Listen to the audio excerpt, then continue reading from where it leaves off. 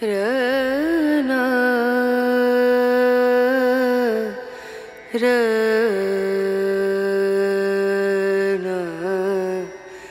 रनु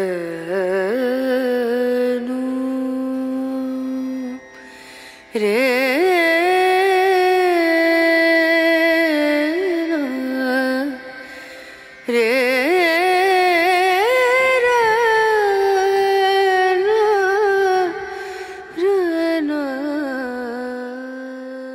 আজকের ভিডিও শুরু করছি সন্ধ্যাবেলা থেকে। তো আগে বলো যে তোমরা সবাই কিরকম আছো এই ঠান্ডায়। আমার অবস্থা কিন্তু একদম টাইট।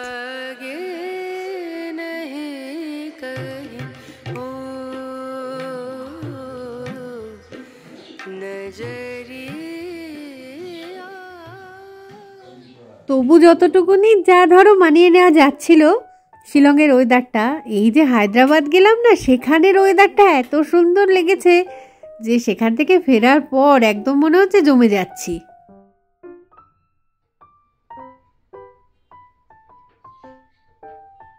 রান্না বান্না, কাচাকুচি বা অন্যান্য কাজকর্ম সবকিছু কিন্তু দিনের বেলায় কমপ্লিট করে রাখি, আর সন্ধে হওয়া মাত্রই এই হিটিং অন করে তার সামনে বসে যাই।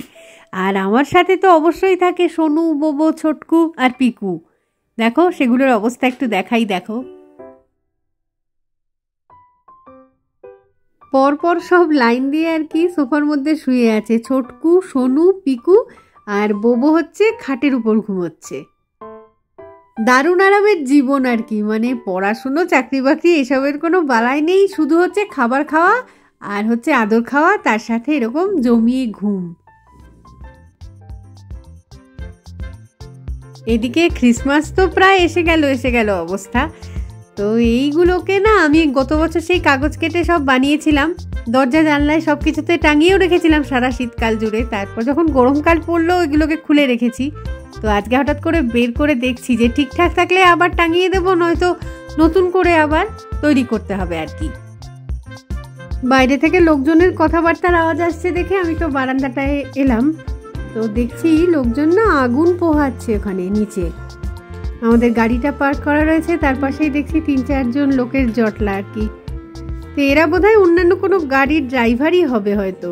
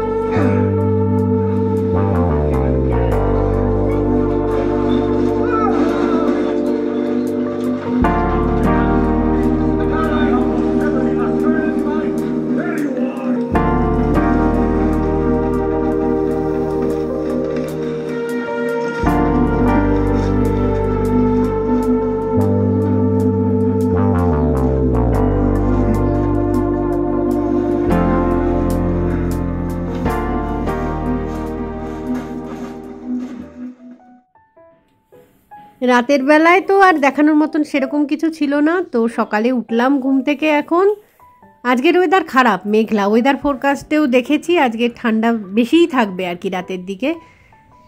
তো আমার তো নাকঠাক সমস্ত সর্দিতে বন্ধ হয়ে রয়েছে কীরকম একটা। আর বাঙ্কুর বাবার তো টেম্পারেচার চলে এসেছে গায়ে।